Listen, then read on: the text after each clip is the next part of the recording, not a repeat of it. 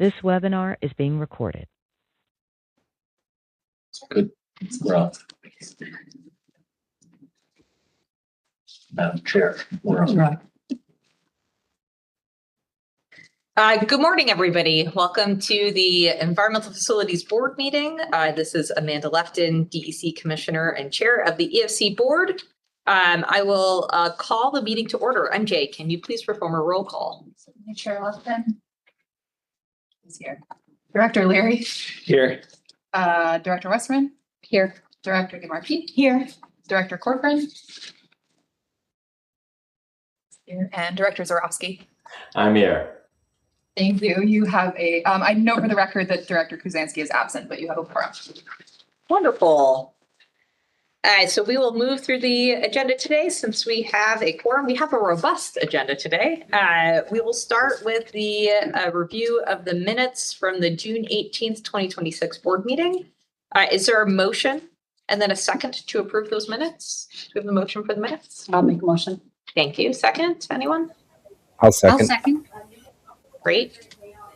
Wonderful. Are there any discussion or comments on the board minutes?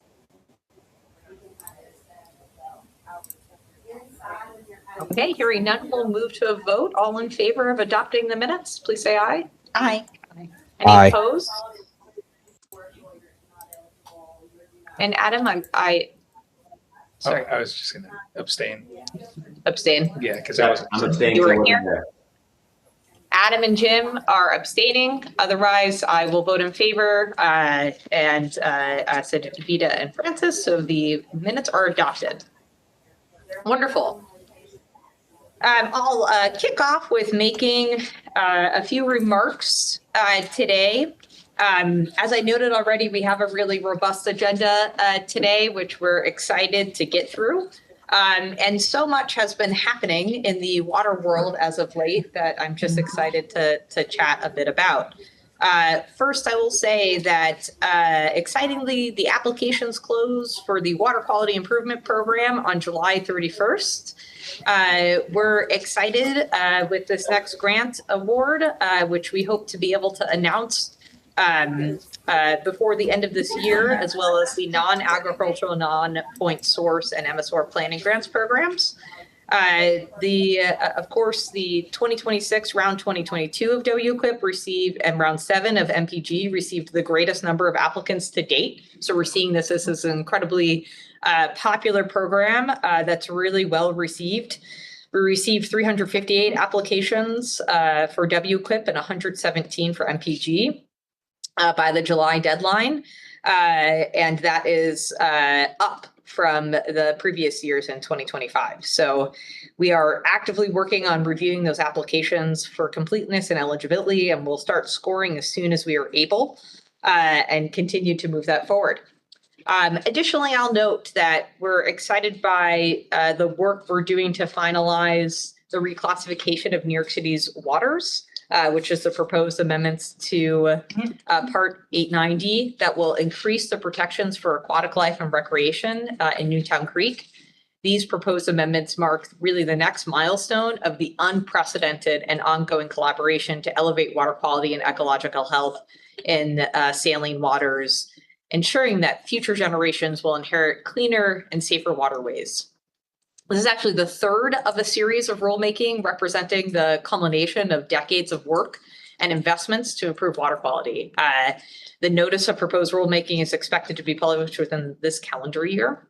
And I'll note that this board meeting agenda, of course, includes 9 projects for New York City DEP totaling over $153 million in subsidized financing for state of good repair investments to continue to protect and improve waters surrounding New York City to make sure that they can, in fact, meet those new reclassified requirements here.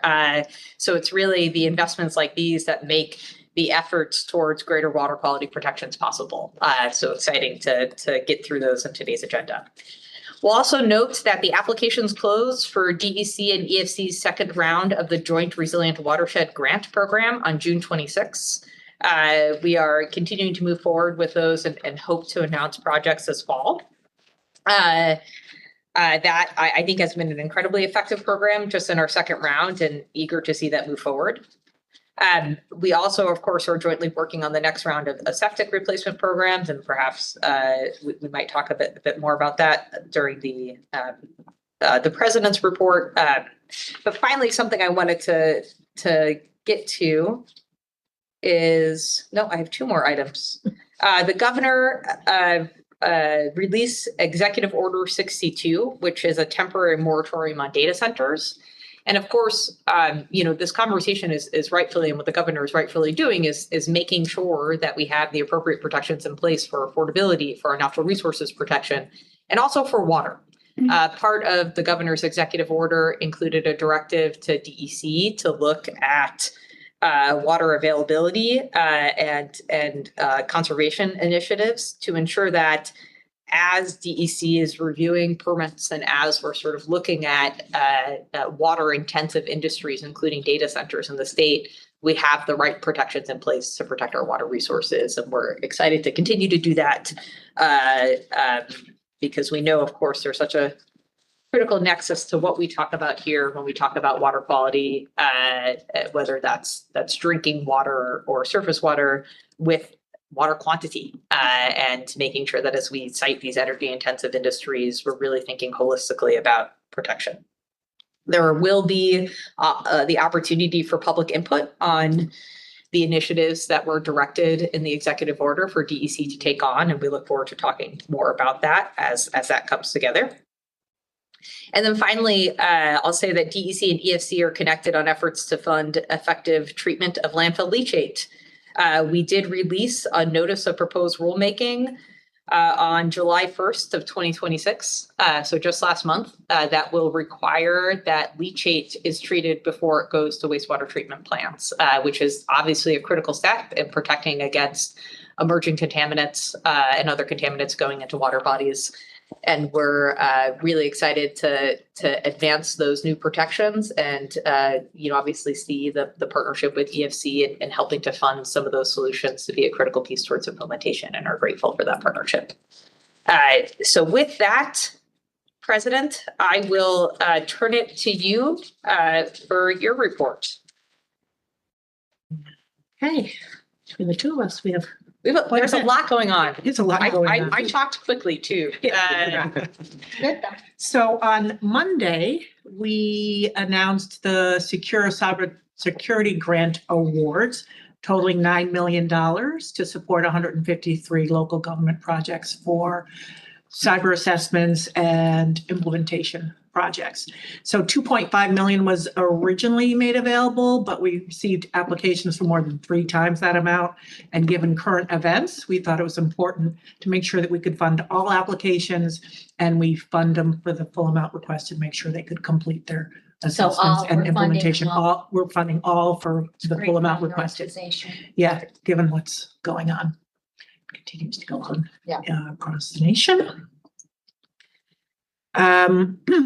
Tuesday, we had a very successful event along the waterfront at the Tanner Park Marina in Babylon, Long Island. We were there to announce the governor that under Governor Hochul's leadership, we increased the grants under the Clean Vessel Assistance Program.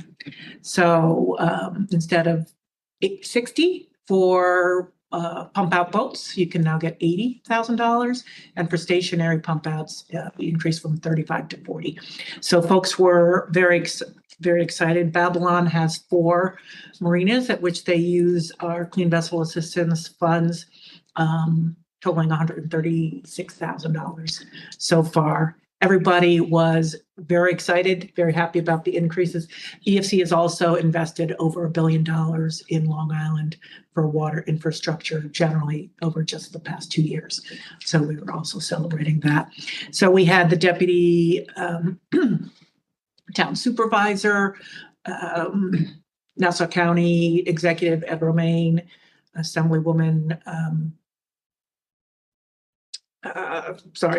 Martinez, Senator Monica Martinez, Assemblywoman Juani O'Farrow, and Councilman McSweeney, and then also Adrian Esposito, from Executive Director from the Citizens Campaign for the Environment.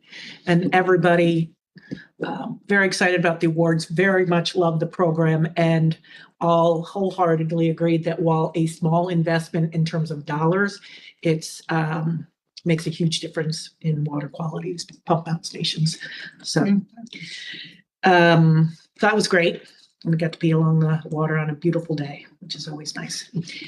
This afternoon, we're going to the Village of Athens, so I can present a $1.5 million check to the village on behalf of the governor for their project to replace clay and cast iron pipe to reduce the volume of flow at the Athens wastewater treatment plant that was built in 1971.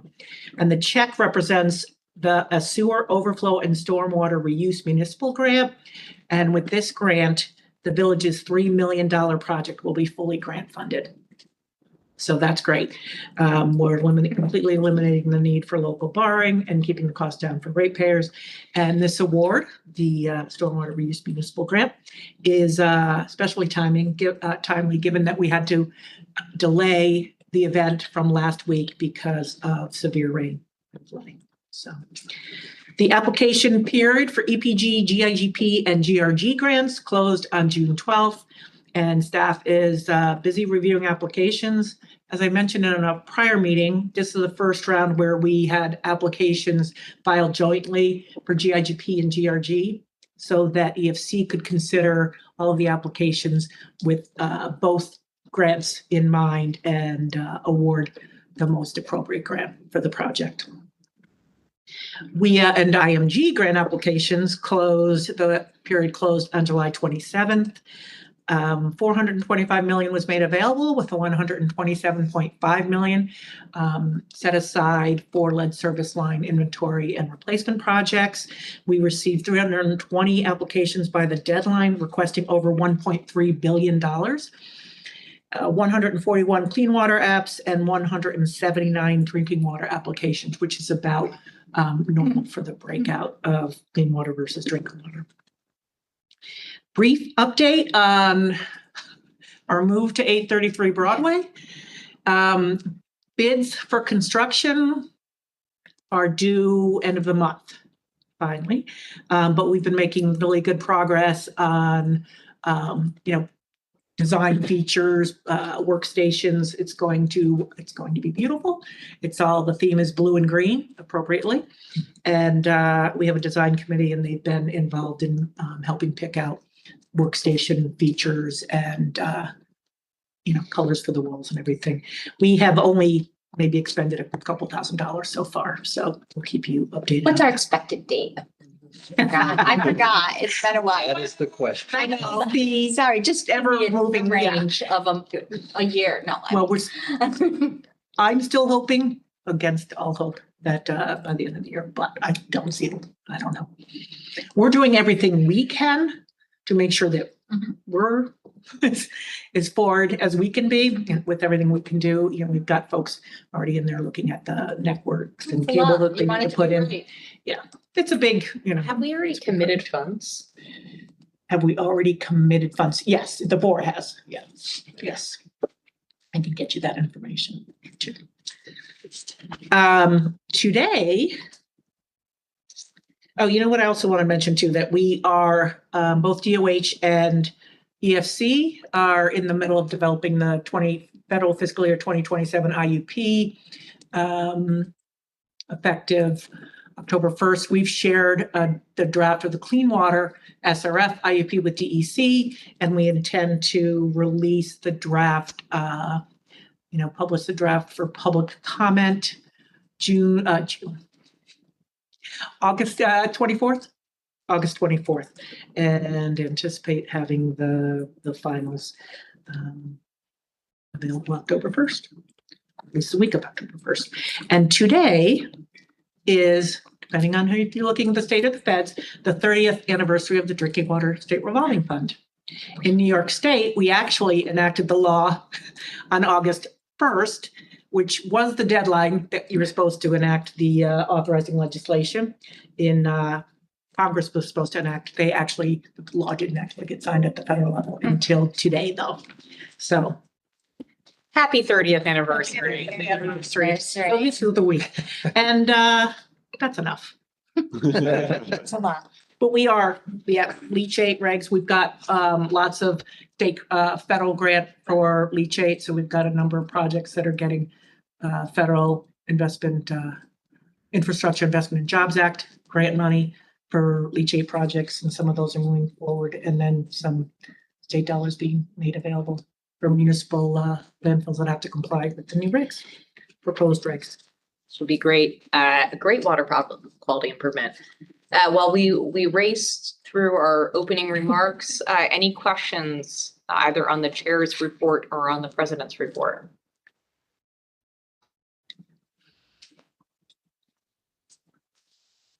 Okay, hearing none, we'll move on the agenda. There were no committees that met prior to this month's meeting, so we'll go to unfinished business. Is there any unfinished business from the board to discuss?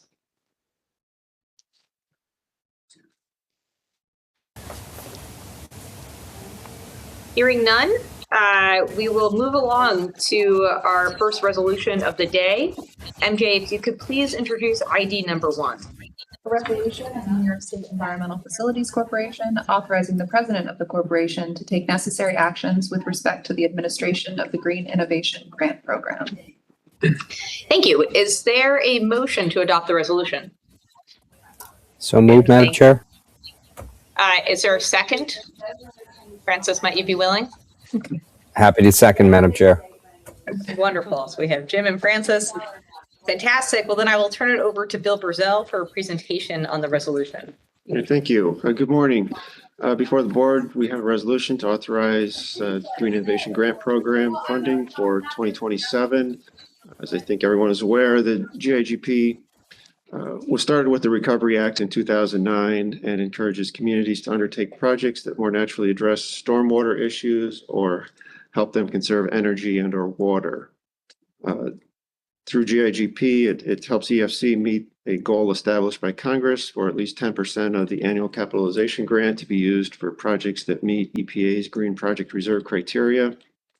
The majority of this funding has been used over the years to pay for green infrastructure, stormwater green infrastructure projects. In the round of awards announced in 2025, about a year ago, this included projects such as bioretention and porous pavement to improve water quality in the State Barge Canal in Lockport, and a New York City Parks project that includes bioretention practices, wetland creation, and shoreline restoration to improve water quality in the Harlem River in the Bronx. So one side of the state to the other. We've also funded water efficiency projects such as water meter installation to reduce water use, encourage conservation of water, which results in lower flows to wastewater treatment plants. And we funded energy conservation projects such as turbines that generate electricity from methane gas from anaerobic digesters.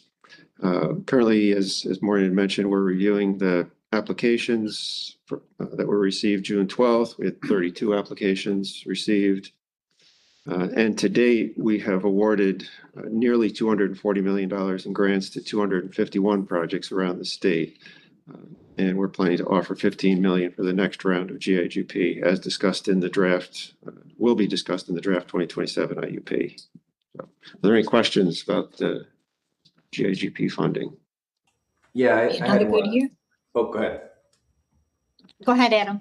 Yeah, my question, thanks, Bill, is more like I guess a governance question, which is to say, and perhaps I can't remember the last time we did this, but I just can't recall how this all worked.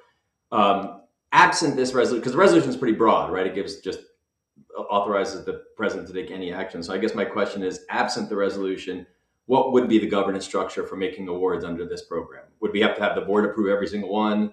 Like how would it work absent this resolution? Yeah, we would bring every GIGP grant to the board. Right. And so then my question is, what criteria, and have we seen the criteria by which you guys decide those grants? Because I don't recall, and if I did, I'm sorry, then maybe it's. I believe you have in the past, and we've shown examples. We're happy to. No, I meant criteria, not examples, but I mean criteria. Like what are the, is there a scoring system? Is there a particular, Yes. how do you guys go about exercising the discretion you're asking us to give today? Yeah, we rank the projects. We need to meet EPA's Green Project Reserve criteria, which Right. can be kind of strict in some respects. So, and then we're looking at, projects that have a greater impact, if they're in an area with combined sewers as opposed to someplace that doesn't have combined sewers where the can do more good. How old is the program? 2009. Right, I was gonna say, I remember reviewing the criteria.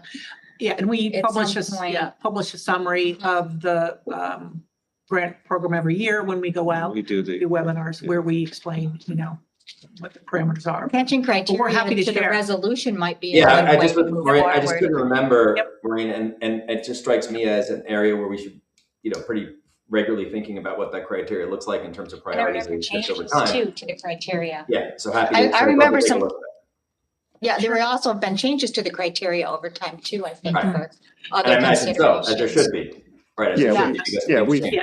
We've focused mainly on stormwater, green infrastructure for a number of years. And Yeah. then 3 or 4 years ago, we broadened it back to the energy and water conservation. It would be nice to have the criteria with the resolution in the future. Okay, Yeah, I mean, that's what I'm asking, is just to make sure that we're being asked today to provide basically unfettered discretion, and that's not a question of doubting that you guys are exercising it prudently, but in circumstances like that, as a governance matter, I think it's helpful, certainly for me as a board member, to understand if we're giving unlimited discretion to someone, how is that discretion going to be exercised over a period of time? And so that's what I'm sort of pointing out. I just want to make sure that we have both sides of that equation in front of us. Right, totally understood. Yep. yes. We've been doing this for so long. Yeah. No, I get it. Remember that. Yeah, New board members, yeah. yes. So we will share the criteria now, and then going forward, we'll put it with the resolution. I want to be clear though, what the expectation is at this moment. Is the board requesting that we review the criteria before advancing the resolution? I just think it would be nice to just see a quick reference of it. Yeah, I think so. Unless it's time sensitive, I think it would be helpful to do that. I mean, Amanda, I'll obviously defer to you on that, but it just strikes me that's probably the right sequence if we think that's an important consideration. I mean, there is time. If there's time, then I'm gonna recommend that Okay. we not take action on this resolution today to give the opportunity to review the criteria, and we can save this for the next board meeting. Right.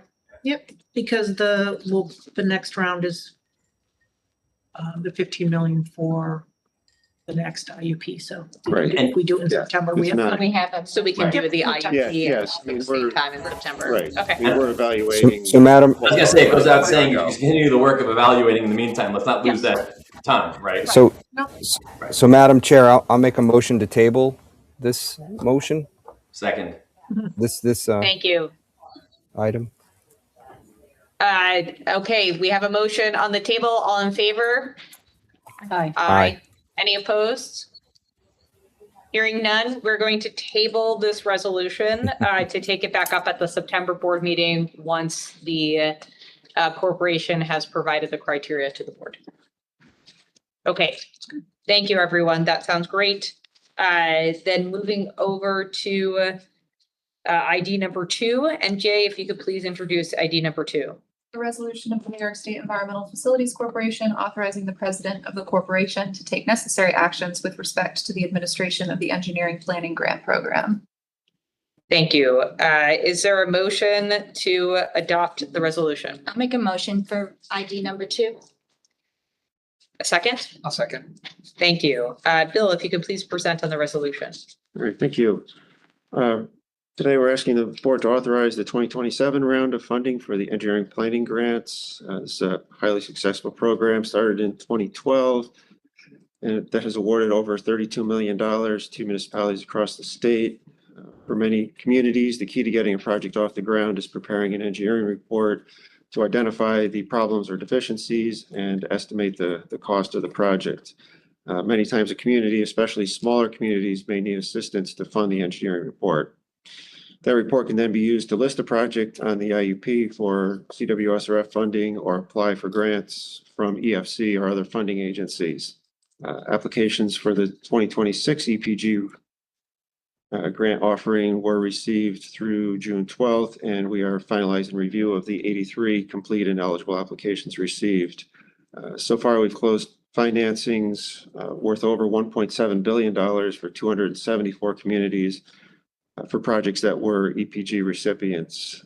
And later today, I'll be presenting 14 clean water financings, 2 of which are New York City. New York City, because of the way they do their business, they do not use the EPG program, but of the other 12 projects, 6 are EPG recipients. Any questions on EPG program? We have 83 applicants right now. Yeah, at 80, yeah. Yeah. A little bit more than that. There are a few were incomplete, but I was just going to acknowledge how over the years since this started, we have seen so many come in, and when they're on there, how many projects have been queued up that are it's a lot of them. so many of them overall. So it's a successful program. I will speak on this program and say that the EPG in particular has been a critical tool for the department as we identify, through our enforcement and oversight of these facilities, very often the opportunity to have EPGs can help them get back into compliance. And this tends to be a missing link for many communities. I will just note that, in continuing to move forward, the expectation that DEC and EFC continue to work closely on how this program is administered so that it can, really meet the highest and best use of both our funding programs as well as our regulatory programs. It's been such a successful tool in both places. Yeah, I was going to say, over the years, we've created a lot of great programs. This is one of the good ones. Really good ones. Not one of the great ones. One of the super phenomenal ones. I was going to say, Just, backwards. just so, you got great programs. This is one of the good ones. I think you mean a lot of good programs. This is one of the great ones. yeah, I mean, We made a lot of good programs. This is one of the great ones. Yeah, one of the greatest programs. Yeah, the greatest. Yeah, I mean, we saw a need, and we created a solution, Awesome. and we've seen it. We've seen communities now enabled to be able to do things they never were able to do. So it's great. That's a great one. No, A great one, Adam. The point's well taken. It's a great opportunity to work with them to upfront in developing the engineering report Right. instead of giving them comments after we receive it as part of an application. And they have to comply with the engineering report outline that we've developed along, in concert with DEC. So we're getting a standardized document that answers the questions that we want answered. And you go back and Everybody's forth at that welcome. stage. Yeah. Good. Okay, any other discussion on the resolution? Okay, we'll move to a vote. Those in favor, please say aye. Aye. Aye. Any opposed? Seeing none opposed, the resolution passes. Wonderful, thank you. We will move on to ID number 3. MJ, if you could please introduce the resolution. A resolution of the New York State Environmental Facilities Corporation making certain determinations and authorizing certain actions in connection with the Drinking Water State Revolving Fund and authorizing financial assistance payments to certain municipalities to fund eligible drinking water projects from funds appropriated for water infrastructure improvement projects. Thank you. Is there a motion to adopt the resolution? I'll make a motion. Second? I'll second. Great, hearing that. Dave, if you could please present on the resolution. Okay, thank you. Today there are 10 drinking water projects before the board. Total financing amount of $239 million. This includes $219.8 million in DWSRF financings, $4.6 million in DWSRF additional subsidy, and $4.6 million in adds up, and $14.6 million in New York State grants.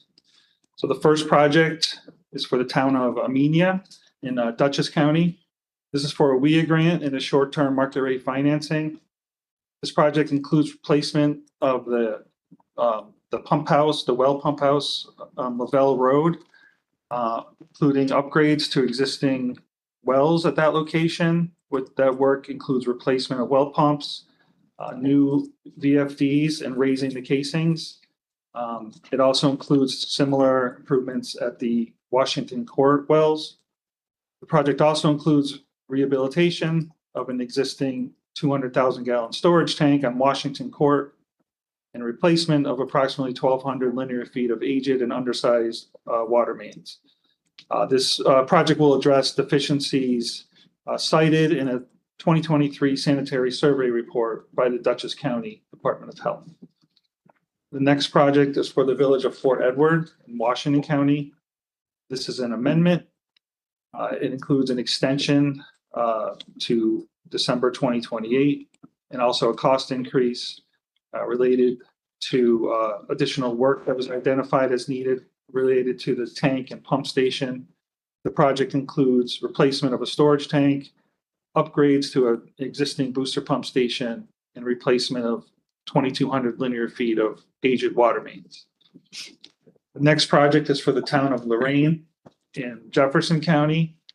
This is for an IJA general supplemental grant, as well as DWSRF short-term interest-free and short-term market rate financing. The project is for the creation of the new water district number 1. Work includes installation of 14,000 linear feet of new water main, as well as new hydrants, valves, and service meters. The source is a connection to the Village of Adams system, and this project will provide public water to 63 mostly residential customers that are currently relying on private wells with poor water quality and insufficient quantity. Next project is the first of 3 New York City projects. This is for the New York City Tunnel 3 project. It will be receiving a DWSRF subsidized rate financing. This is funding phase 4 for the construction of shaft 17B1 and 18B1, which are part of the Tunnel 3 Stage 2 project in Queens. The overall Tunnel 3 project will be the 3rd connection to the upstate water supply at Hillview Reservoir, which actually brings water from the reservoir to New York City. This is funding stage 2 of 4, which is the leg that's located in Queens and Brooklyn. And when completed, the overall Tunnel 3 will provide redundancy to the city tunnels 1 and 2 so that the city could remove either one of those tunnels for maintenance as necessary. The next project is the New York City Kensico Eastview Connection Project. This is for DWSRF market rate financing. This is funding phase 3 of the project.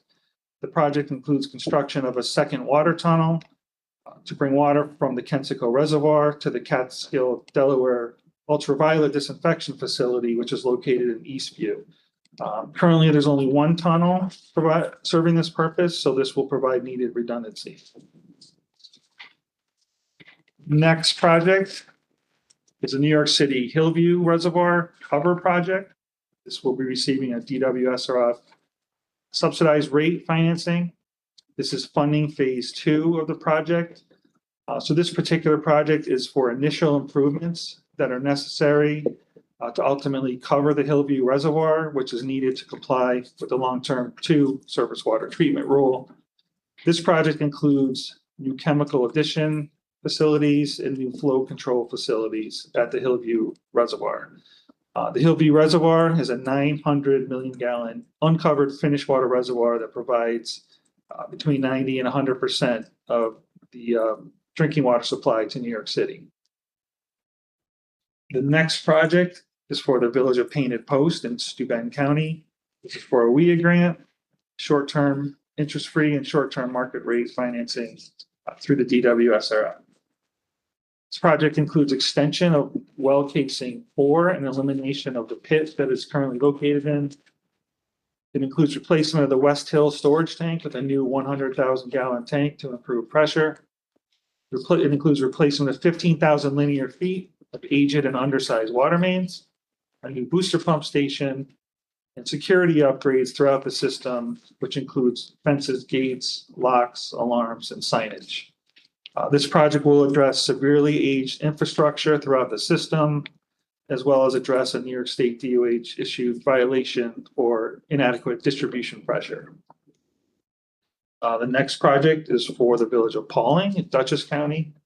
This is a long-term financing, includes IJA, general supplemental, as well as WIA, and then long-term interest-free financing. This included development of 5 new wells in the lower Baxter well field, and included a new treatment plant to treat the new wells, as well as existing unchied wells, and included replacement of 2,000 linear feet of water main. The project's main purpose was to address inadequate source capacity. And the next project is for the Suffolk County Water Authority. This was for a WIA grant, and this is installation of 2 new granular activated carbon vessels to remove PFAS from the Hawkins Road well number 3. And the final project is another Suffolk County Water project for a WIA grant, and this is for 2 new GAC vessels to remove PFAS from Station Road, wells 2A and 3A. That's all. Any questions?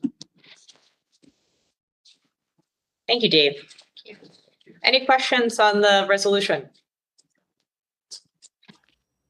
If others don't, I have one. Please. All right. And thank you, Dave, for that. So can we talk about the Jamaica backup power again? I mean, those, obviously this has been a conversation we've had over the years regarding the use of diesel backup generators. And am I recalling correctly that this is a project that we or some equivalent of this we previously approved a couple of years ago? Is this? Can you just talk a little bit more about that? I want to make sure I got it in the right context. What's that? Page 70 of the materials, or is that not part of this? Yeah, that's It's the next one. clean water. That's our Right. next resolution. Oh, but it's in my material. That's why I was confused. I thought it was number 4, but in my materials, it's listed under 3. We'll get to it. Is it? Right? Okay. For some reason, it's listed under 3 in my materials. My apologies then. Yeah. Dave can answer it later for you. Can you? Adam, in my notes, I was going to talk about it in number 4, but Hold on. It's under 4. For some reason, it skipped out. I don't know what happened with PDF. My apologies. We'll get to it in 4. Continue on. Okay. All good here. Okay. We have the same material. No. I just, for some reason, it was skipped. There was something off of my PDF here. Got it. Okay. Any other discussion on this resolution? They all seem like wonderful projects, and really important, and continued great investments across the state.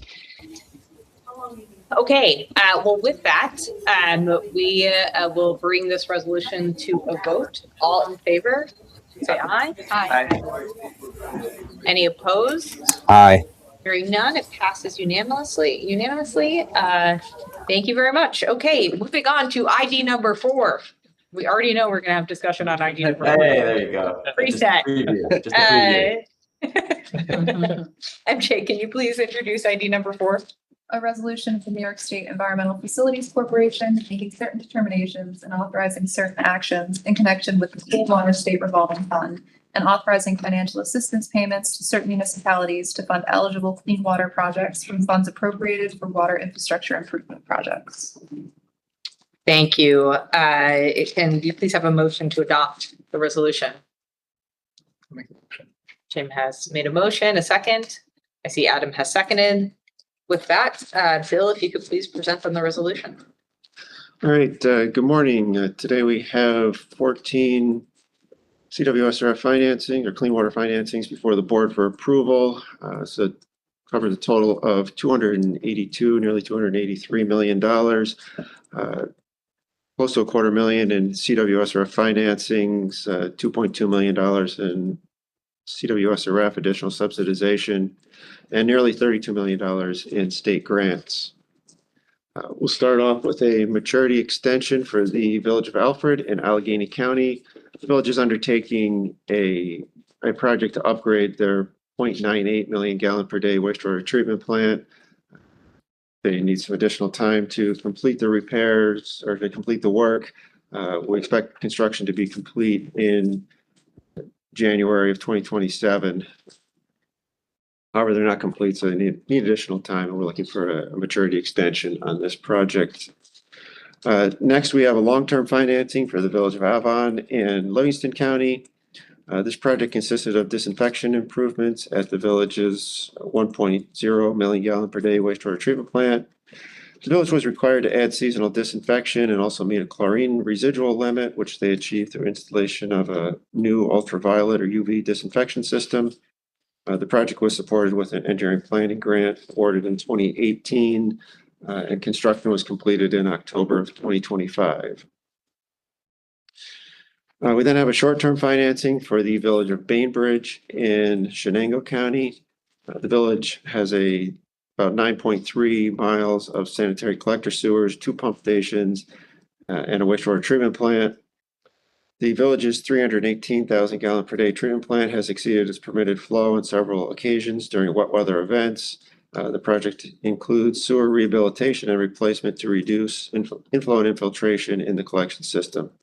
The project also includes an emergency repair that was discovered and repaired in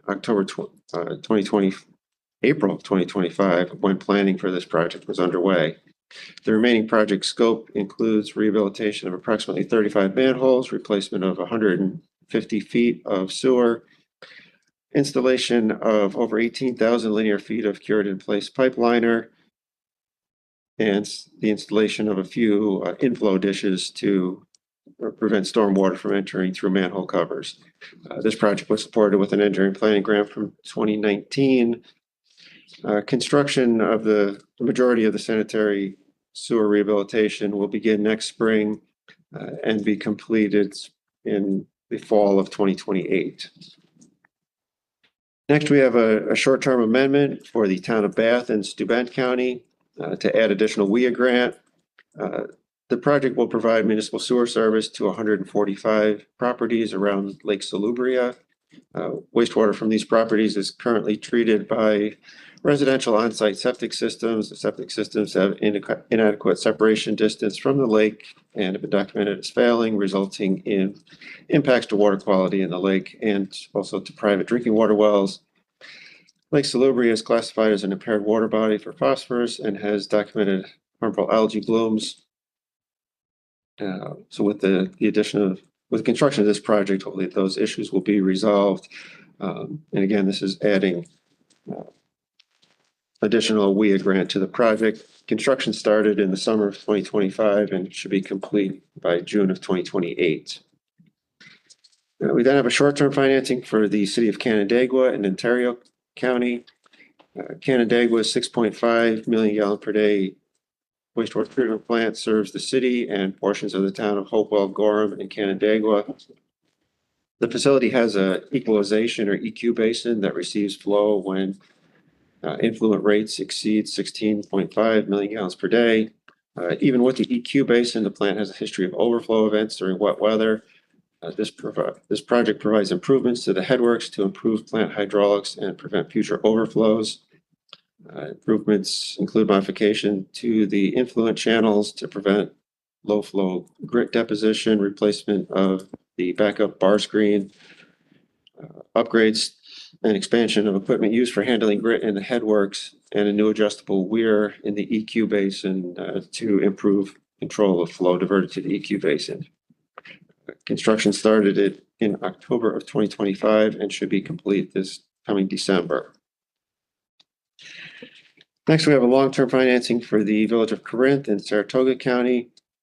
Corinth has a 790,000 gallon per day treatment plant. Their collection system was installed many years ago and was in poor condition, resulting in significant inflow and infiltration. Storm sewer system was also in poor condition. This project included replacement of approximately 5,200 linear feet of sanitary sewer, 5,500 linear feet of storm sewer, and 22 manholes along Palmer and Goebel Avenues. Additionally, 5 residents served by septic systems on River Street were connected to the sanitary sewer with grinder pumps and low pressure sewers. And this project was supported with an engineering planning grant from 2016. Construction was completed in September 2025. We have another long-term financing. This for the village of Dundee in Yates County. Treatment plant capacity was doubled from 300,000 gallons a day to 600,000 gallons per day.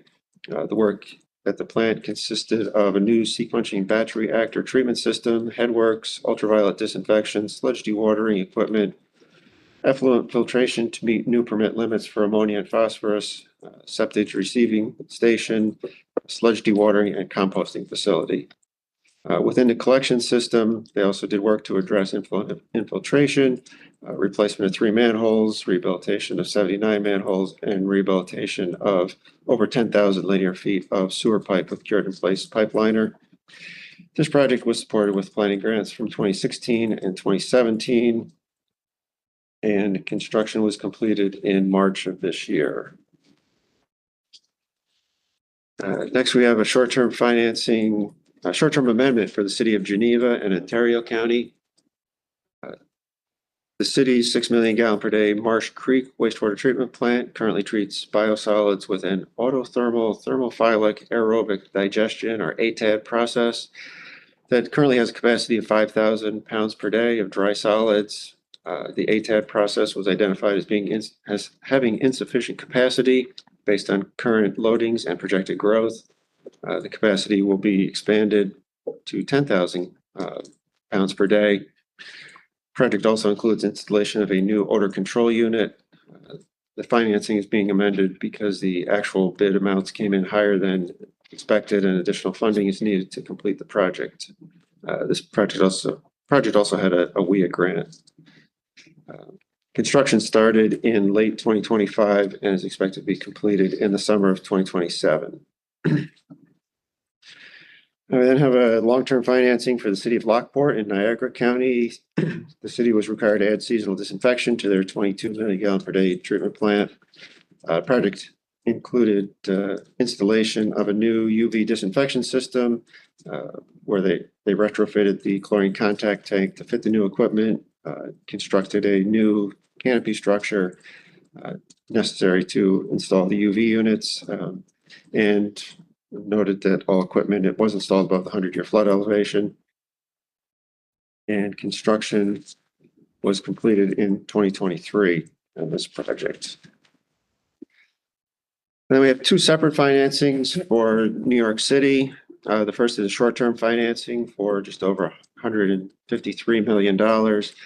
This financing includes costs from 8 different projects: primary settling tank reconstruction at Ward's Island, emergency backup power at Jamaica wastewater treatment facility, solids handling at Oakwood Beach treatment facility, pump station reconstruction at the Borden Avenue, 235th Street and 108th Street pump stations, replacement of the main sewage pumps at the Coney Island wastewater treatment plant, and headworks reconstruction at the Port Richmond treatment plant. All of these projects have started construction, and the majority are expected to be complete by the end of 2026.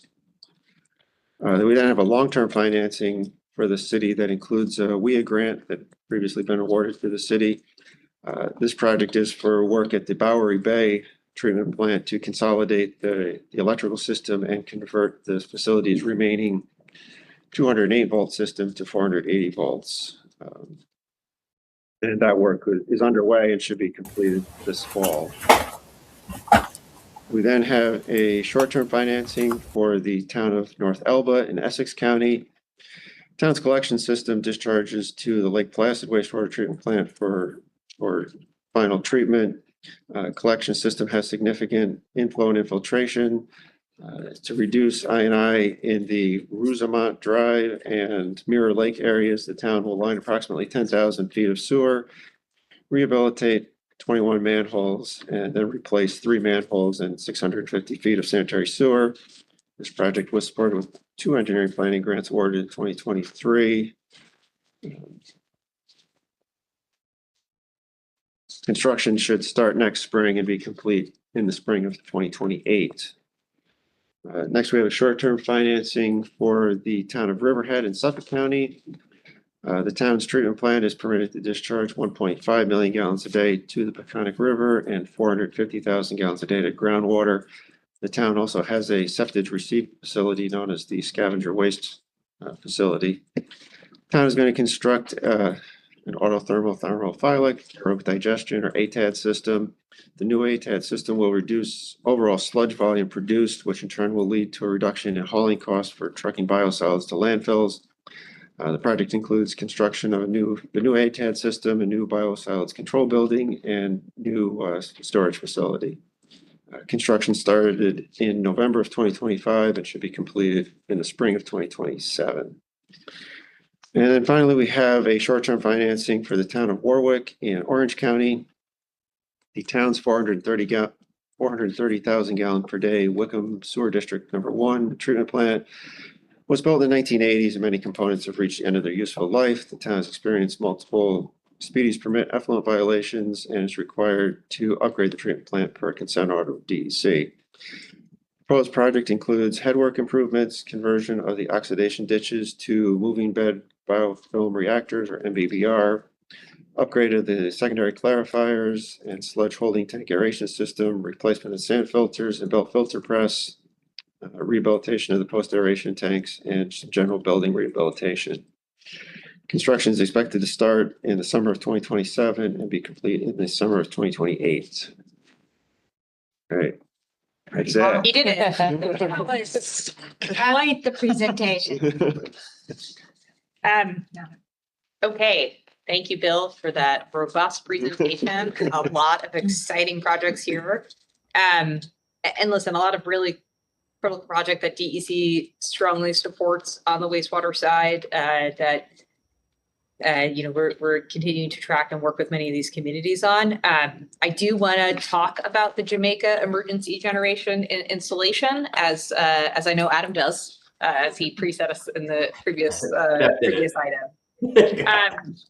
Adam, you'll bring some historic perspective to this. It sounds.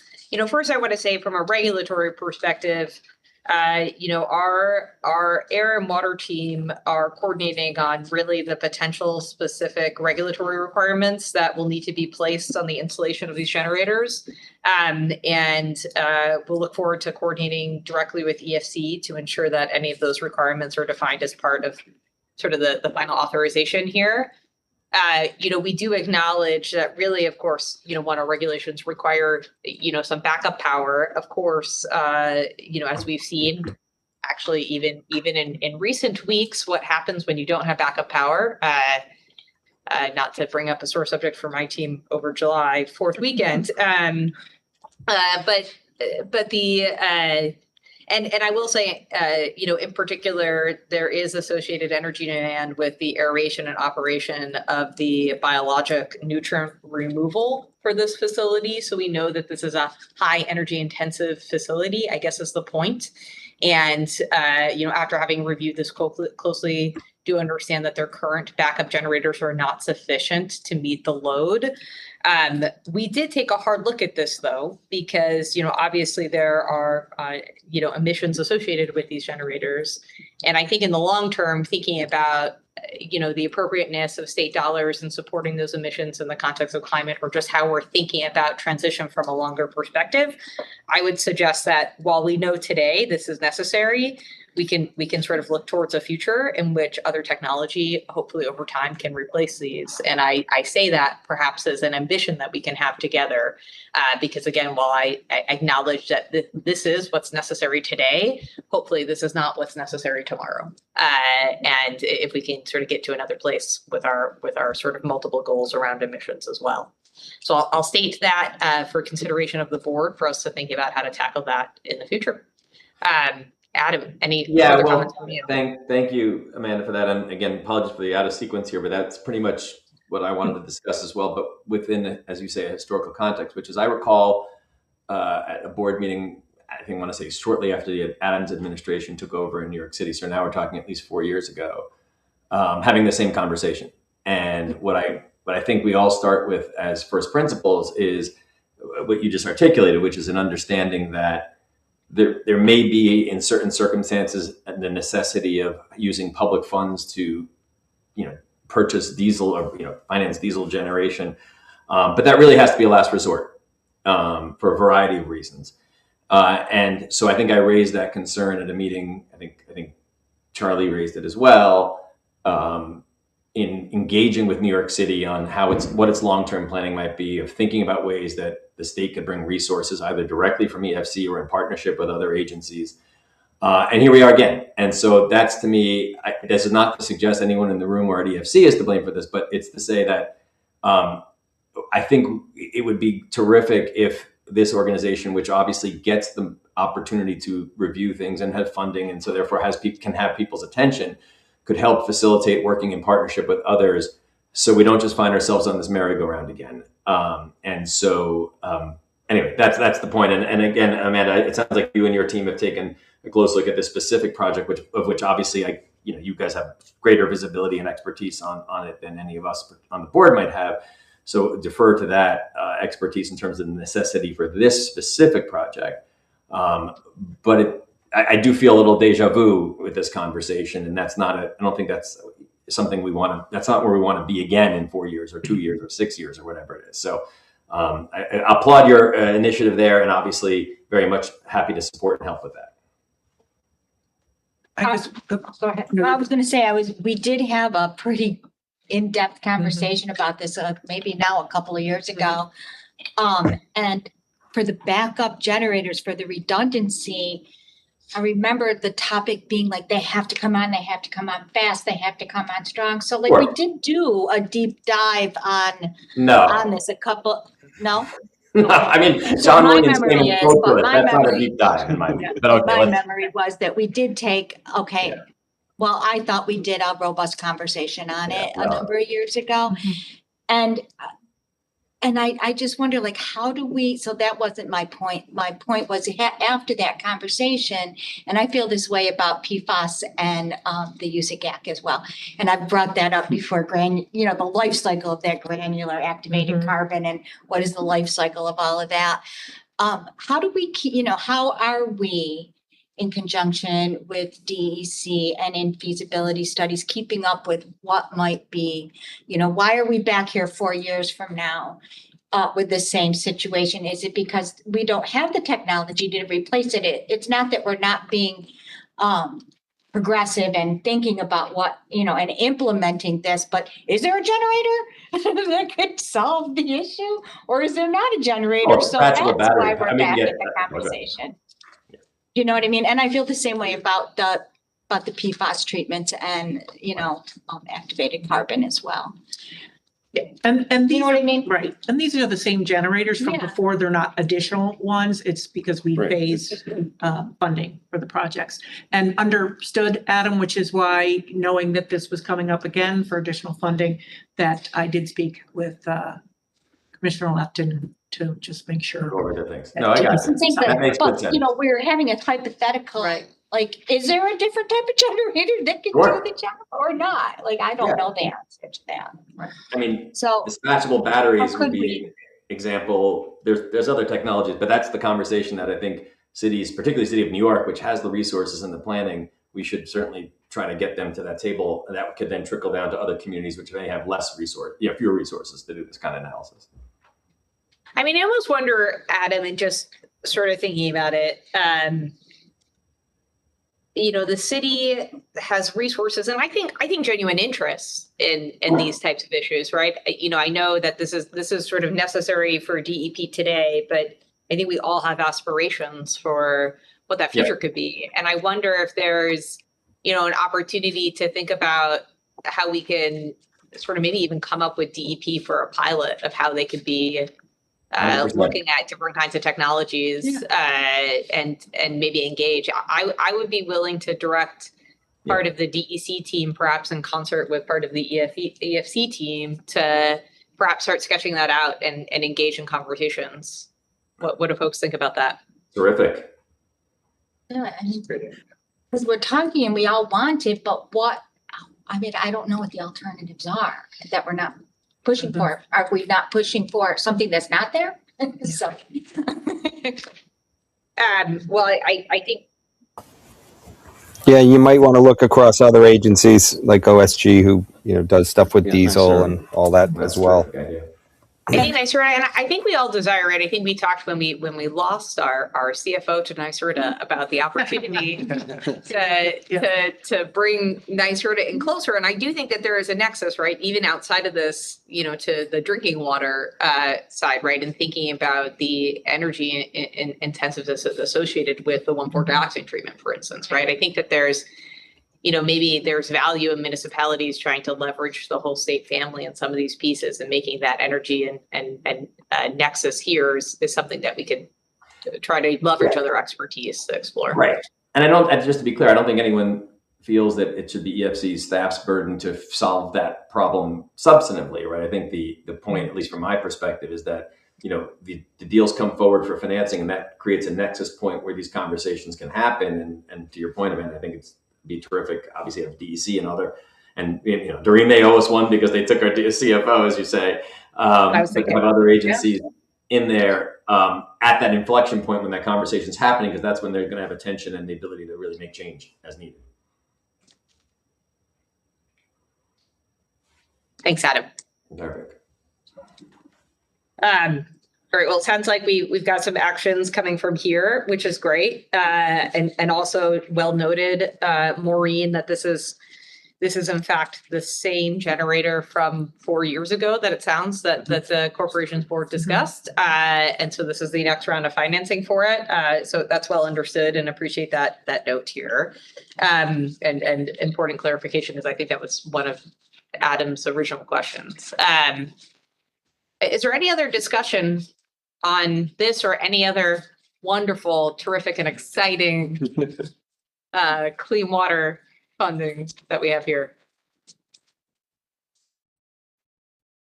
I have comments on every single one of them from my team, which I think is a really good sign about how supportive we are of all of them. So that is great, and we're excited to move these forward. Any other comments? I just have one, and we talked about this before, and I thought sometimes in the write-ups, I would, talking about the relationship with DC, like to see like when our actions support a consent order. And because we're working in conjunction, and I remember we used to have them in there before. And then sometimes they would. Yeah, I mean, we do know. You do know, I just think for on the write-up, Yeah, we certainly know because it's part of the we know. scoring system. When we certainly it include would that just in be- some. Yeah, I thought. It's in some Maybe and not not. in others. It would be nice to just have a quick little, I used to like just the quick little, what consent order Okay. scenario. Yeah, no, I You know, I thought we, But we'll make sure that I it thought we does, did, when but it doesn't, it's we'll not a consent confirm order. that. Some have it, some don't, and so then yeah. Right. You're not sure if the ones. I know you guys don't. know what does and doesn't, but Right. I would like to know that in a quick glance on the Yeah. summary sheet. Okay. Yeah, and some of them, to the point, Vita, also, it might be for consent order, it might otherwise to meet permitted effluent limits. Yeah. And Well, yeah, I would look at it as an enforcement. Right. Enforcement, Speedy how permit this, compliance, or Right. sometimes there's an EPA order. Right, and we look at all of that because Right. that goes into our scoring know it when we does. write these projects. Yeah. yeah, I just would like to see that Of course. enforcement resolution, how this addresses the enforcement. Okay. Just, I don't know, I think it's important on how we're, We'll make sure. that What we we're drive addressing, that you know? message home. Yeah. it's enough. And I will say additionally, there's at least one project that I noticed too that has received a WQIP award, which happens often, which is just a great recognition of how these funds are being leveraged in order to get delivery. And I will just also appreciate the reference of when they're also in environmental justice areas. As we know, with the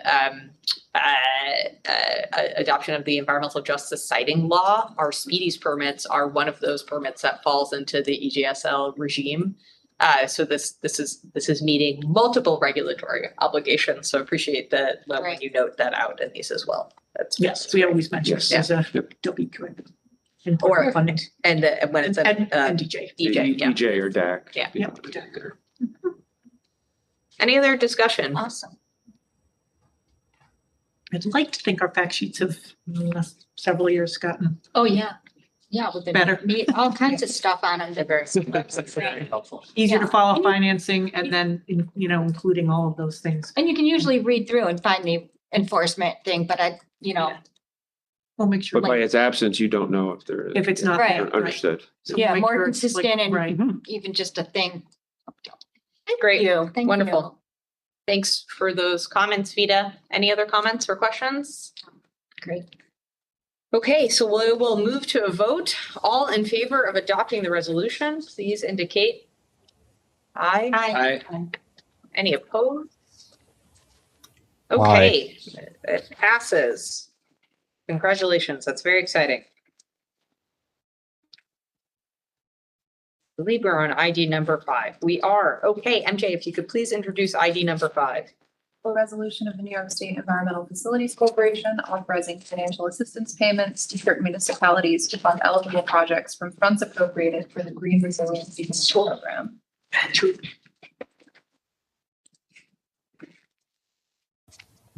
I'm stepping out for a quick break.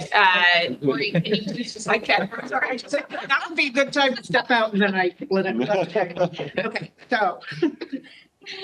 MJ, you introduce ID number 5, or is that? You what did. Okay, so can I have a motion and then a second to adopt? Make a motion for second. So moved. And Oliver, so? Second. All right. Excuse me, now start coughing.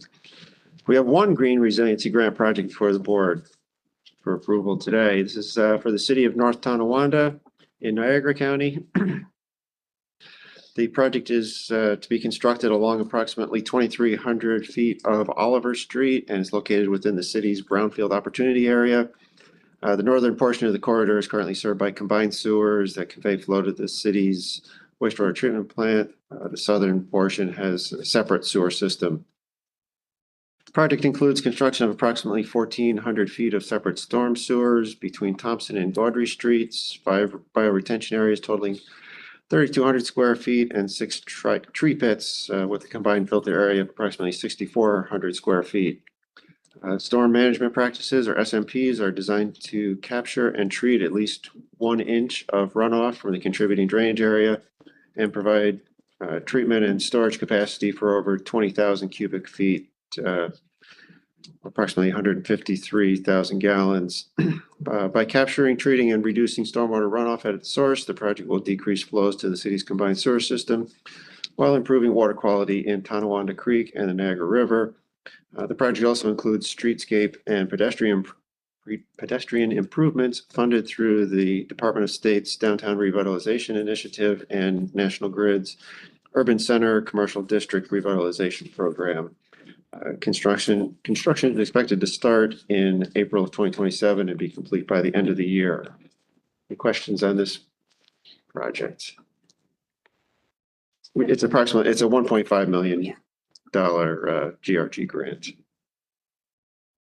I appreciate the work on it. I think, improving the water quality in the Tonawanda Creek and Niagara River are great transformations in the nexus with, I appreciate the mention of the Department of State DRI work in that area too. It's really a nice project that showcases how our work dovetails with We've had a lot of other work going on. We've had a lot of GIGP projects that have funding with DRI as well. Yeah, it's a wonderful nexus for transforming communities really and is. supporting them as they grow. Yeah, because we do the water quality portion and for the rest of it.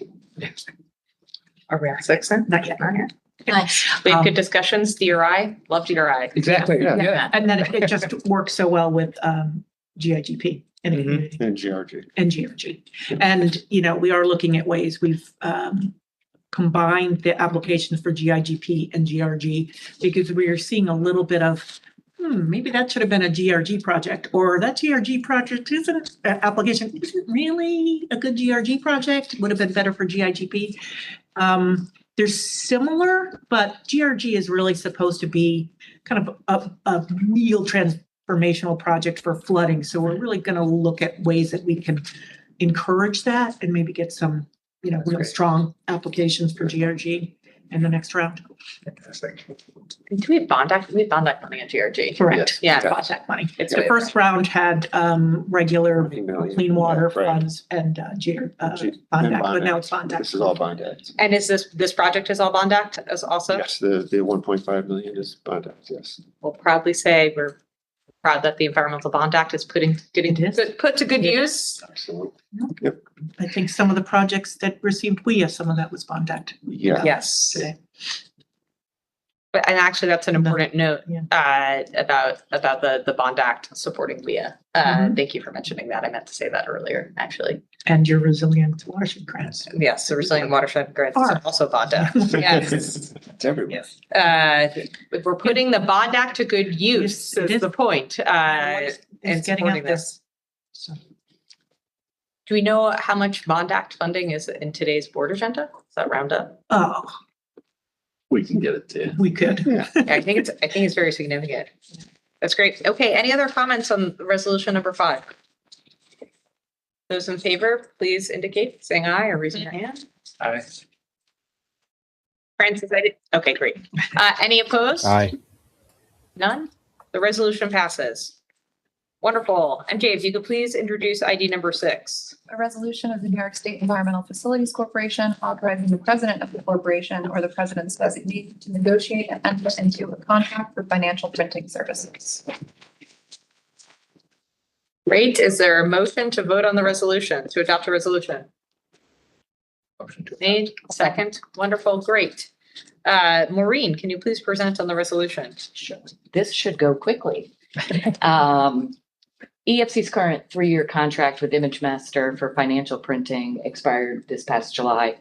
And we've historically issued a full RFP for these services, but it's such a niche type of thing for our POS and OS and competitive sale documents. It's only ever resulted in 1 or 2 respondents. So in 2023, we instead solicited quotes from qualified firms, and ImageMaster was the sole respondent. We're seeking board approval for a single source approval because the recent review confirms a lack of viable vendors offering equivalent services. ImageMaster hosts the Muni OS platform, which is the official repository that maintains each OS for the entire life of the bond issue. ImageMaster is an industry leader that provides printing, distribution, and roadshow services to all the major state issuers, DASNY, and the Thruway Authority. And so we're seeking approval to enter into a 3-year contract. The fees are about 2% higher each year, and it's approximately $10,000 to $12,000, depending on the number of bond issuances. We're just coming to the board because of the time period, 3 years. So in your due diligence with them, how do you address their cybersecurity with the documents that we have? I had a feeling you were going to ask me that. I know, I always do, right? That was so weird. I think we've put clauses into our contracts now that, because I think it's a law that we had to. And I actually meant to check with. Given the materials and Right. everything. We have the contractual provisions, but also these are publicly available Mhm. documents which will go up on Right. MSRB's website anyway. Mhm. So Oh, it's Yeah, our, so we're not it's giving our out- public disclosure to bond Oh, holders. Yeah. okay. we're not gonna So- go private. The risk, we're putting it out there on Mhm. purpose, right? So we would not put any compromising information out there And from a cyber standpoint. since you Oh, asked, between those, Um, but it's always yeah. one of my questions. our executive session will be providing the board with an overview of our cybersecurity initiative. SAM committee will Thank you. be doing that. And one thing he will mention is that the cyber awards, the grant awards for secure, we wanted to make sure, because of the information that the applicants will have sent in the application, and which they will be sending in with respect to assessments, so we can approve, them and give them the funding, is sensitive. Yeah. So we wanted to make sure that there was a secure way to submit their secure applications and the information. So Sam worked on that to make sure that what they submitted is safe and won't be getting out to the public. Thank you. Thanks for the mind meld, Maureen.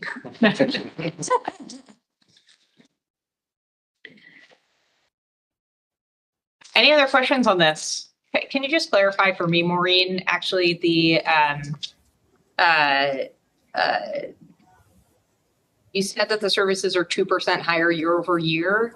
It's the first year then 2% higher than the contract term that ended in July? Yes. So this next one is just a 2% increase. It, like I said, it's like $10,000 to $12,000 a year. And when's the last time you put out an RFP? Was in 2023, you said, with few respondents? Yes. This is such a small industry. I'm pretty sure Or like one of the last Mitch ones? Master might be one of the last ones left. Yeah. I mean, we used to print our disclosure, right? We don't do that anymore, mostly. It's electronic distribution of a preliminary offering document or our final offering document, as well as our annual information statement. So. And really what was happening, because I was here all those years ago, is firms from other parts of the state would also apply, they'd respond to the RFP, but it's really a New York City based thing that we need, you know, that service from, because at the time when we were printing it, they'd also have to deliver it. Yeah. So there were, you know, people were proposing delivery costs throughout the state. And so it just became such a small industry that really is. And a niche business. Yep. Okay. Thank you. Any other discussion on this resolution? We'll move to our vote. Those in favor, please say aye. No, Madam Chair. Any opposed? Aye. See any? The motion is approved. The resolution is approved, I should say. Okay, wonderful. We're going to turn over to ID number 7. MJ, if you could please introduce the resolution. A resolution of the New York State Environmental Facilities Corporation authorizing the president of the corporation or the president's designee to negotiate and enter into an agreement with SS&C Technologies, Inc. for bond structuring software and support services. Thank you. Is there a motion to adopt the resolution? I'll make a motion for ID 7. And Adam second. Great. Maureen, if you could please present on the resolution. Sure. EFC first issued this RFP in 2006 for bond and loan structuring software and support, and we only received one response, which was DVC. It's a very specialized software, and we have maintained a single source procurement with DVC since 2011. It's the market leader across state revolving funds and municipal finance issuers nationwide. It directly supports EFC's ongoing municipal bond and recipient loan structuring, debt service billing, accounting support, and required disclosures. And switching platforms would create a significant technical, operational, and continuity risks without a comparable market equivalent. The fee structure is consistent with a 3% annual increase. Again, it'll go up 3% every year. And for 2026, the fees are around $45,000. Is this annual? We're looking at this? Yes. Yeah, it's annual, this one. And we're happy with it, and security is, I always have my cyber questions, so. Did you anticipate the cybersecurity question on this? I'm like, I know it's going to come up in a contractual language way. But that's fine, we can, thank you. And you'll negotiate cybersecurity language in this contract? Don't look at me. But yes. It's Yeah, the, you will. the president is going to We will, with the negotiate. attorneys, EFC will, yes. Yes. And I will review it. Especially. I on don't this one. play lawyer anymore. Not at work. It's Just not my out of job. curiosity, does this same firm support other EFCs across the country? Yes. It's the goal. DBC is really the only game that for bond structuring software. I personally am not aware of another firm that does this. There's one other one, I think it's called Munix, but Yeah. it's not, Yeah. you know, it's not worth even investigating. It's not comparable. Our staff have been using DBC so long that if we try to introduce something new. Change his heart, is that what I'm hearing? Yeah, and I think, you know, generally we've been happy with it, and, you know, it's served us well, so it would be a very difficult change, I think. You know, the financial advisors use it as well as the underwriters who assist us in executing these transactions. So introducing a new program might upset a lot of workflow. Any other questions or discussions? We'll move to a vote. Those in favor, please indicate. Aye. Being no opposed, but any opposed? Great, the resolution is adopted. Thank you, everyone. We'll next move on to ID number 8. MJ, to please introduce ID number 8. A resolution of the New York State Environmental Facilities Corporation approving the appointment of Chief Financial Officer of the corporation. Thank you. Is there a motion to adopt the resolution? I'll make a motion. A second. Wonderful. Thank you both for that. Maureen Coleman. So I have the distinct pleasure of recommending that the board approve my appointment of Albert Schneid as Chief Financial Officer. You're all very familiar with him. I don't know really what more I could say except a little bit on his background. He has a BS in accounting and a BA in philosophy from SUNY New Paltz, an MBA in finance from Pace University, and he passed the CPA exam in December of 2011. That was quite a while ago. Joined us as deputy comptroller under Mike Malinowski in February 2019. And in July of 2021, right before I returned back as president, he became comptroller. He's a steady hand. He knows all our people, all our programs, works very closely with equity finance, with public finance, Mike Danaher and Rebecca. And I don't know what more I can say that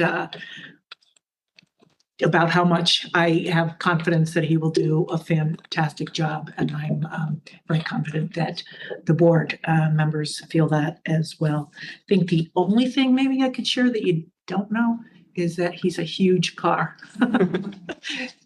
freak. But other than that. I didn't see that on your resume. No. Closely. It's between all. So if you ever have any questions about cars, he's the one to go to. If you ever need to calculate a lease. Yeah. Should talk to you a year ago. Thank you. Thank you for that, Maureen. Any discussion on the resolution to appoint Albert as CFO? Well, I was going to say that during our audits and our financial meetings, we've had the opportunity to build our own trust and see you in action, and without hesitation, I'm glad and pleased that you will be taking this appointment.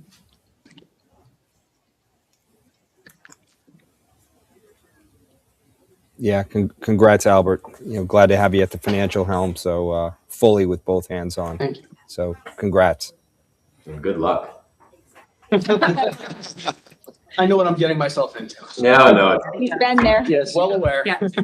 Yeah, having Albert been at EFC for so long. Yeah. Such a benefit, a positive for CFO.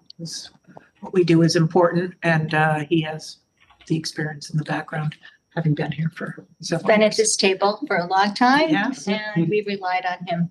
And now he has to replace himself as. Correct. Which we're gonna do. Yes, That's the best part. Well, Albert, subject to your approval. We were waiting to go up with the controller. Albert, it's exciting to have this resolution in front of us today. I've only had the opportunity to see you work for however long I've been attending these meetings at this point, and it's been a real pleasure. You I think approach these conversations with professionalism and expertise, and that's been evident in every time that I've heard you present and answer our questions. And I'm confident that you'll continue to serve the corporation well in this new role. So thank you for agreeing to step up to this. Maureen, good choice to bring this to us. And with that, and hearing no other discussions, we can move to a vote. All in favor of the resolution to appoint Albert as the Chief Financial Officer of the corporation, please indicate by saying aye. Aye. Aye. Any opposed? Aye. I'm not opposing, I support. Aye. Just for clarity for the minutes, it passed unanimously.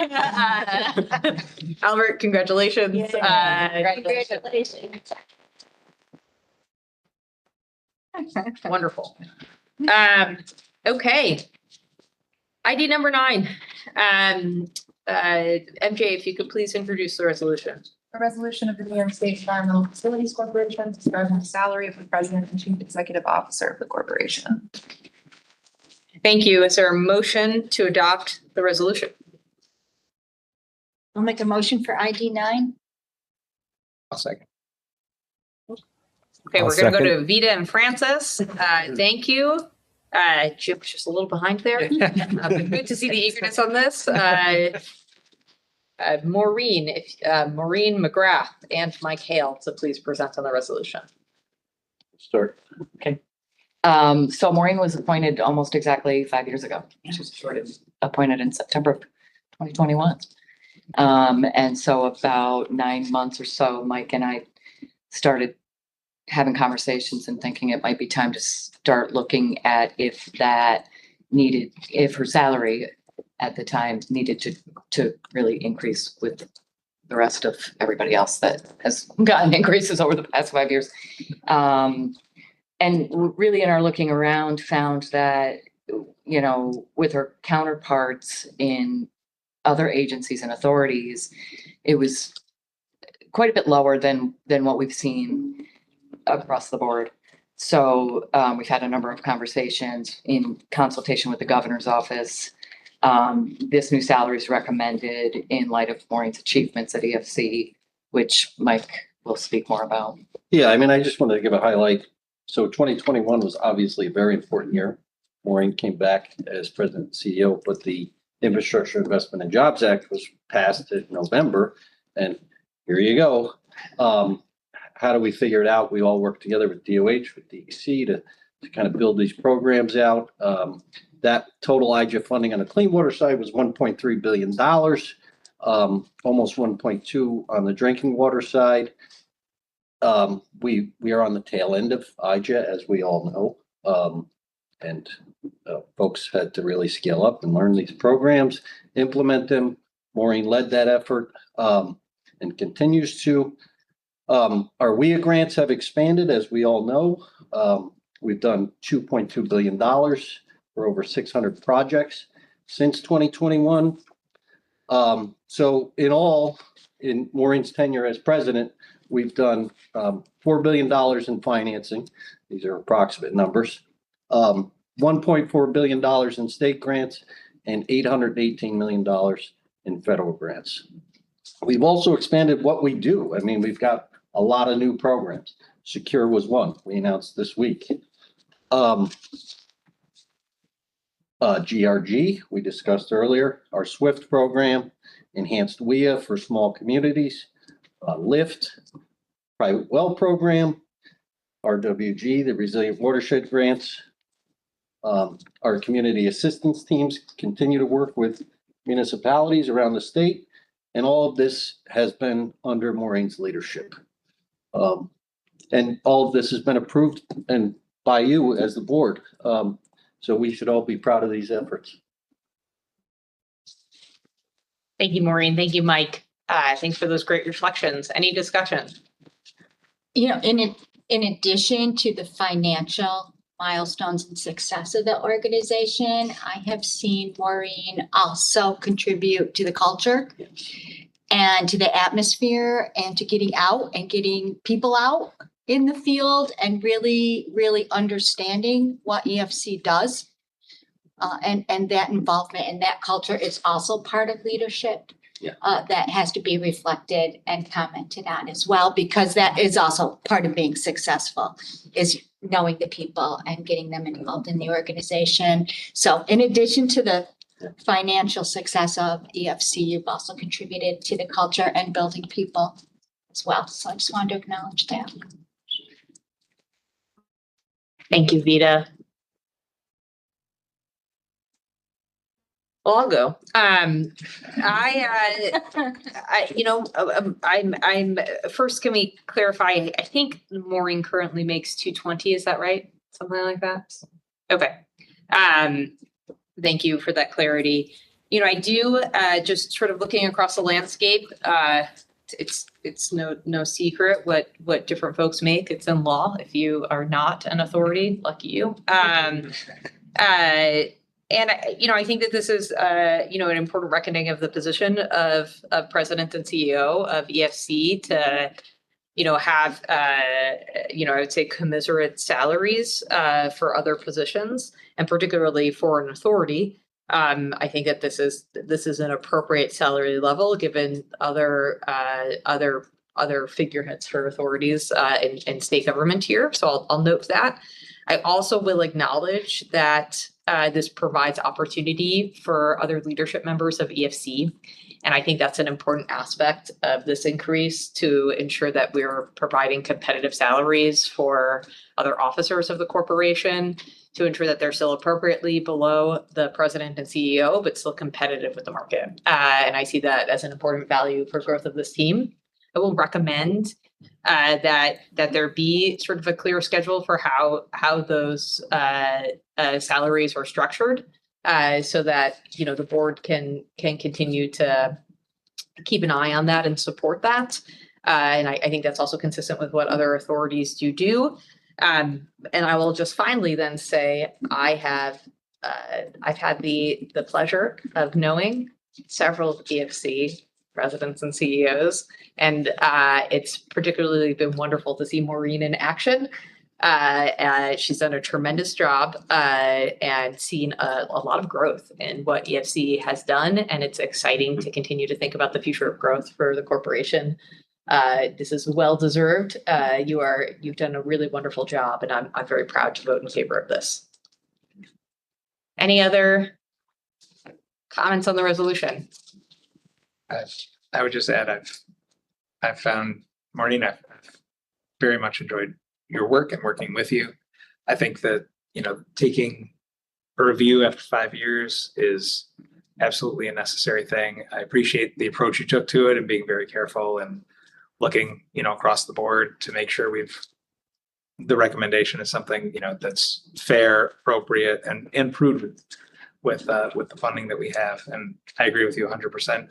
Commissioner and Chair, that doing that kind of look back periodically for EFC's leadership is an important move to make sure we stay competitive and are operating as productively as we can with being prudent managers of the taxpayer funds. So I really appreciate the work that went into this, and I think it's an important thing to do. Thanks to echo everybody else. DOA, we work very closely together. Apologies for the many times I call with questions, and appreciate all of the great responses from you and the entire team. And to reiterate what you're saying, the culture is impressive here. We've seen the change. I think I started on the board shortly after you came back, but I had started attending a few board meetings prior to that. And I definitely see a fairly happy group around this table, and that's really good to see. And I think that's a reflection. Francis is especially happy. So happy. Well, great. Any other discussion? All right, let's move to a vote. Those in favor, please say aye. Yes. Aye.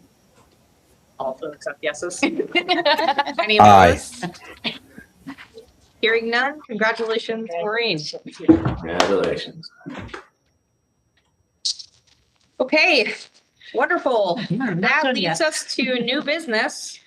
I will reflect that in previous meetings, I'm not sure if this is new business or old business now that I think about it. In previous meetings, we had committed to doing an in-person meeting of the board to go into executive session to continue to discuss with the full board the board's questionnaire, and also just the value of having an in-person board meeting broadly. We had aimed to make this meeting that meeting. It is summer.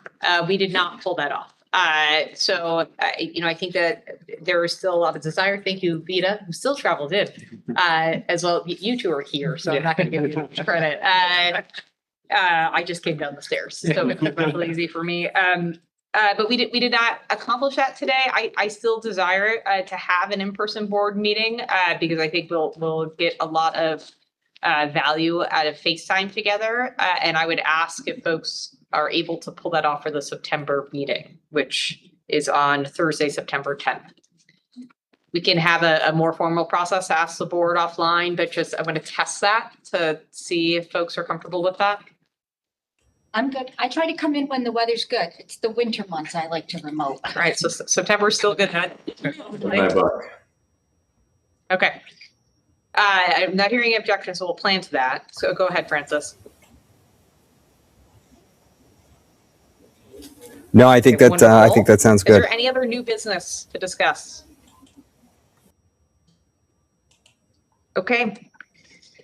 Well, with that, we are going to go into executive session. So the board meeting will conclude following the vote to enter into executive session and adjourn directly from executive session. I will note that there will not be any formal action taken in executive session, including but not limited to the appropriation of any public monies. The motion to enter into executive session will be to update the board on the corporation's cybersecurity infrastructure, if that information will imperil public safety if disclosed. So in accordance with Public Officers Law 105(1)A, we will move into executive session and adjourn the meeting directly from there. So is there a motion to enter into executive session? So moved. Wonderful. Second. A vote? Say aye. Any opposed? Okay, we are going Aye. to go into Or executive yes. session, and afterwards we will conclude the board meeting. I only Thank you, have everyone. clause that front to the back. Okay, we're taking a brief bio break for anyone that needs it.